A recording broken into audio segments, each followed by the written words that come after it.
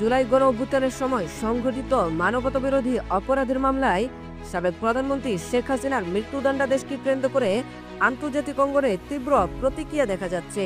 রায় ঘোষণার পর থেকে জাতিসংঘ প্রকাশ করেছে গভীর দুঃখ ও উদ্বেগ।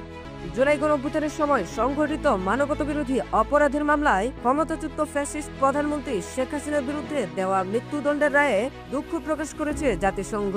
সোমবার রাতে জাতিসংঘের মানবাধিকার দফতরের মুখপাত্র রেভিনা সামদাসানি এক আনুষ্ঠানিক প্রক্রিয়ায় জানান, জাতিসংঘ যে কোনো পরিস্থিতিতে মৃত্যুদণ্ডের বিরোধী এবং এই রায়েও তার ব্যতিক্রম নয়। রাভিনা সামদাসানি বলেন, ঢাকায় আন্তর্জাতিক অপরাধ ট্রাইব্যুনালে সাবেক প্রধানমন্ত্রী শেখ হাসিনা এবং সাবেক স্বরাষ্ট্রমন্ত্রীর বিরুদ্ধে রায় ঘোষণা গত বছরের বিক্ষোভ দমনে সংঘটিত গুরুতর মানবাধিকার লঙ্ঘনের শিকারদের জন্য একটি গুরুত্বপূর্ণ মুহূর্ত।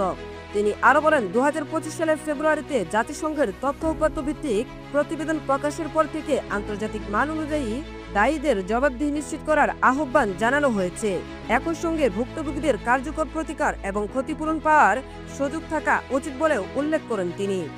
জাতিসংঘের মুখপাত্র স্পষ্ট করে বলেন, বিচার প্রক্রিয়াটি সরাসরি পর্যবেক্ষণ না করলেও আন্তর্জাতিক অপরাধ সম্পর্কিত যে কোনো বিচার অবশ্য